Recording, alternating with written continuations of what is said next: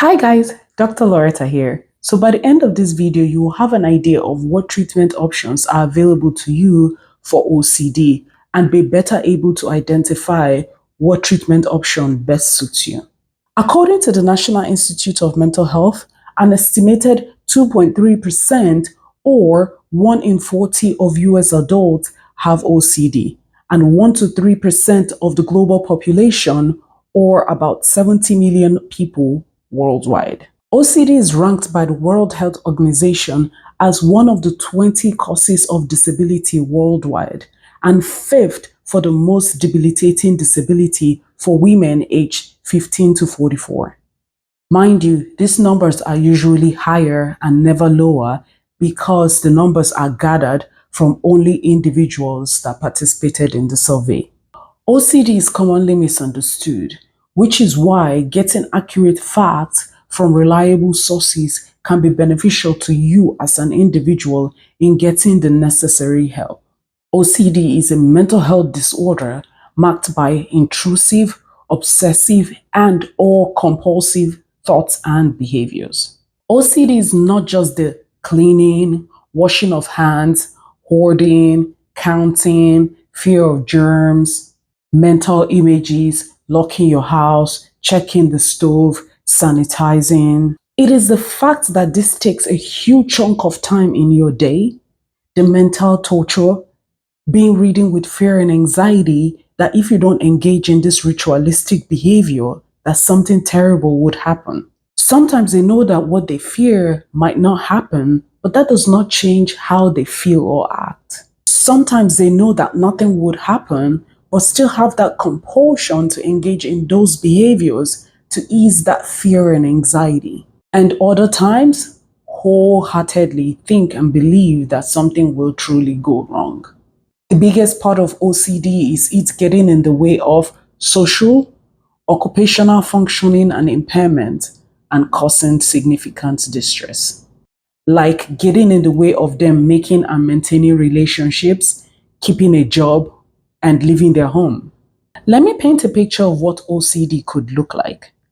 It is like dressing a certain way, like every time they dress up, it has to be a certain pattern.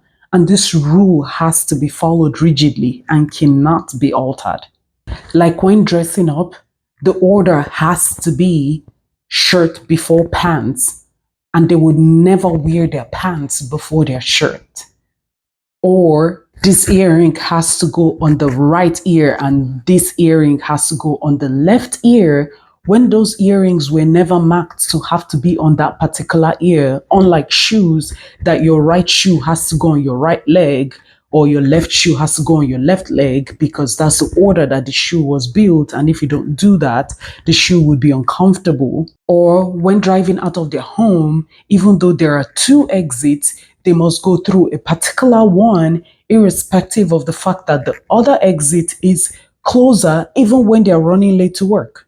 Or be reading with anxiety simply because someone moved something an inch away from where it was. And the world almost stops for them until they get that thing in that same exact spot, or the line is perfectly straight when there's no need for that.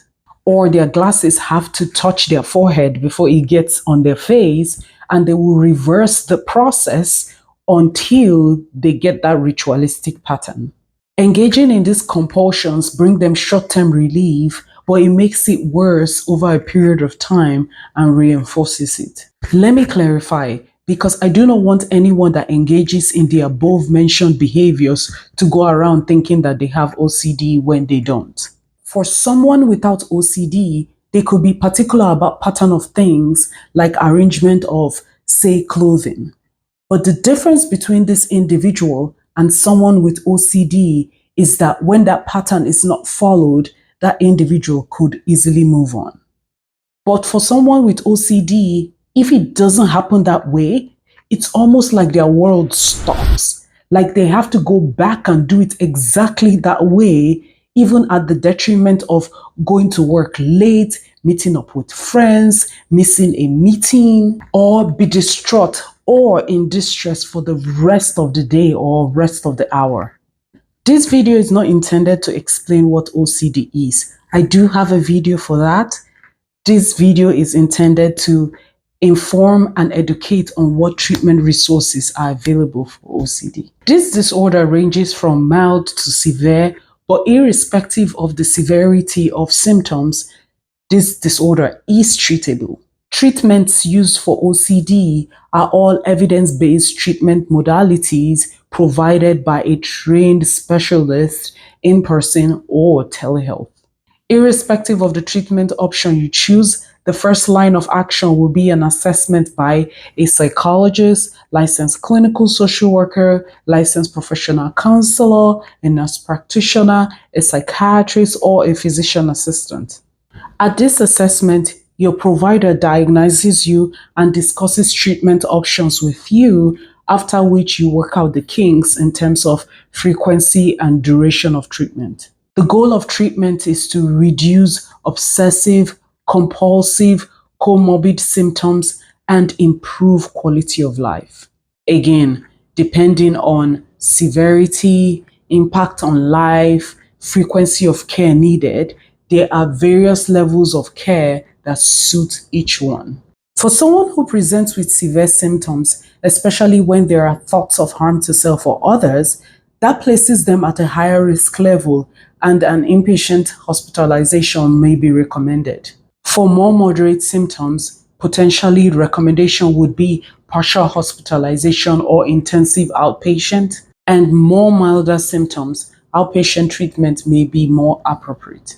Mind you, severe and moderate symptoms could also be managed in an outpatient setting depending on the level of risk attached. Treatments for OCD includes 1. Psychotherapies. This includes acceptance and commitment therapy, cognitive behavioral therapy, exposure and response prevention therapy, with my focus being on exposure and response prevention therapy and cognitive behavioral therapy.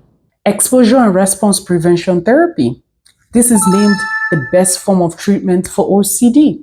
The exposure is not avoiding triggers and situations, and the response is not engaging in those behaviors. It is used to expose that individual to the fear and anxiety that causes them to engage in that obsessive and ritualistic behaviors, getting them to confront their obsessions both in and outside of therapy through exposure, and not indulging those thoughts by intentionally not engaging in those compulsions. The individual works with their therapist in identifying their triggers, those obsessive and compulsive thoughts and behaviors.